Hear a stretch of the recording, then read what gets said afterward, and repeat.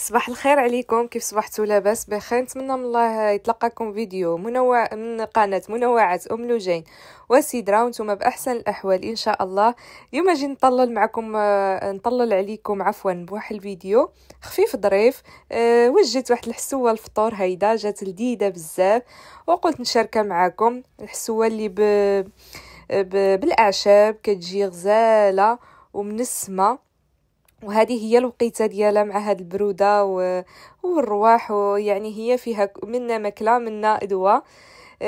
بسم الله على بركه الله نبداو. عندي هنايا واحد نص كاس ديال البلبوله تكون رقيقه شويه، وغادي نغسلها مزيان ونعملها في كاسرونه ونعمل كميه ديال الماء تكون زايده شويه لاننا نعملها على شكل شوربه.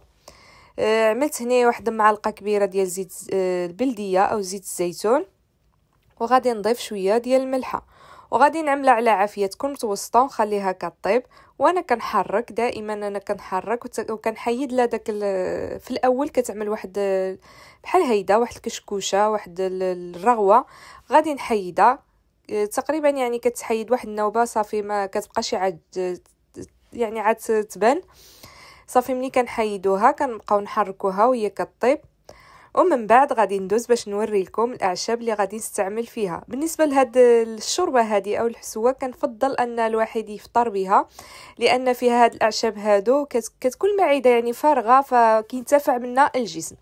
بالنسبه للاعشاب غادي نستعمل كيمون حبوب، شويه ديال الفليو، شويه غير شويه، نتوما شفتوا قبيصه، شويه ديال السحتر، شويه ديال وعندي هنايا تقريبا واحد معلقه كبيره من حب الرشاد اللي مهم بزاف، مهم في هاد الشوربه هادي.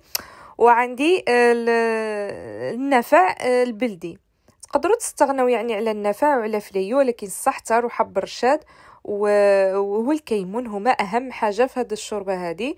صافي غادي نعملهم ونخليهم كيطيبوا هيدا، وانا كنحرك مره كنخليها كطيب على عافيه متوسطه باش باش كطيب على خطره وكتجي هيدا يعني طيبه على خطره.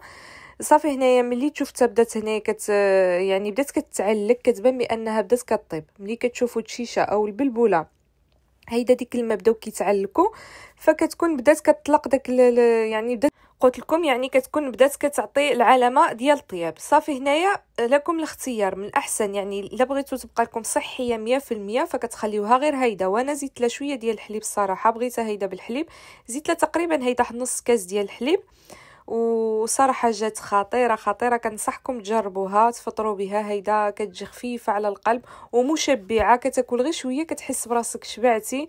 هي مزيانه الصراحه حتى يعني بالنسبه للريجيم وبالنسبه يعني مهم صحيه، وانا كنفضلها يعني الفطور حسن من العشاء، فكتجي خفيفه وكينتفع الجسم من داك الاعشاب اللي كنستعملوا فيها. صافي هنايا عملت لها شويه د الحليب وخليتها حتى زادت غلات مزيان، وغادي ندوز باش ننزلها في طبق التقديم. فكيف لاحظتوا انا عملت غير كميه قليله، يعني تقريبا حساب ديال طاسه او طاسه ونص.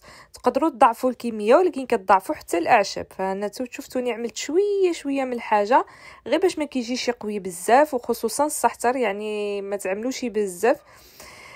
صافي هنايا من بعد ما وجدت هانتوما كتلاحظوا الشكل ديالها غير شكل كيشهي.